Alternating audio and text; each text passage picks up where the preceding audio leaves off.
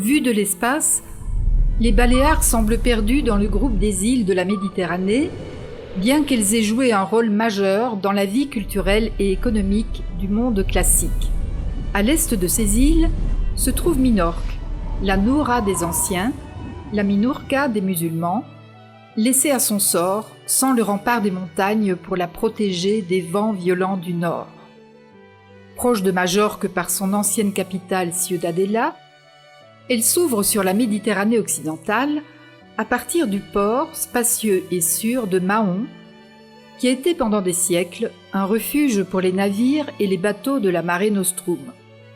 Son histoire sera marquée par Rome, Carthage, la Phénicie, l'invasion musulmane, la reconquête, et à partir du XVIIIe siècle, les intérêts des grandes puissances, le Royaume-Uni, la France, les États-Unis et bien sûr l'Espagne, détermineront sa vie et sa culture.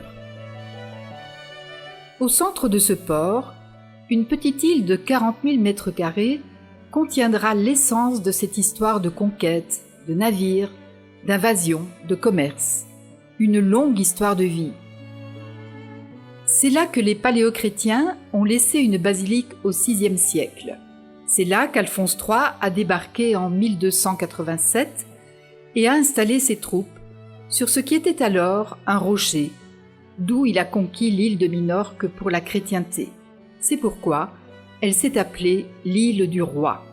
Des siècles plus tard, en 1711, l'Angleterre construira un hôpital de 1200 lits pour soigner les équipages de sa flotte méditerranéenne.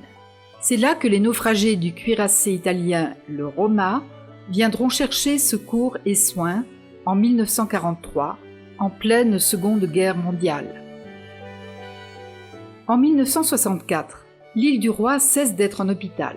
La négligence administrative, l'oubli, la désolation et le pillage s'emparent de l'île.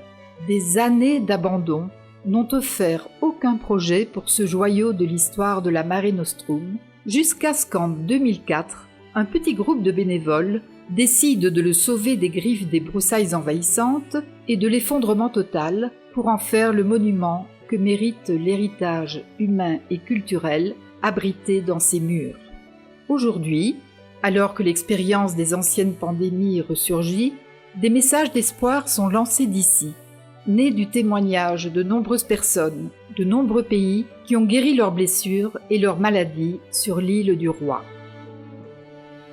Respectueux de la mémoire des hommes et des femmes qui, sur cette petite île, ont forgé le courage d'aller de l'avant, de ceux qui ont risqué leur vie pour nous laisser un héritage de prospérité et d'avenir, de l'âme des médecins, des infirmières, des religieuses, des malades et des blessés qui ont vécu la douleur et la maladie dans ces murs, mais aussi l'espoir de guérison, un volontariat engagé demeure fidèle à sa restauration et à son rétablissement.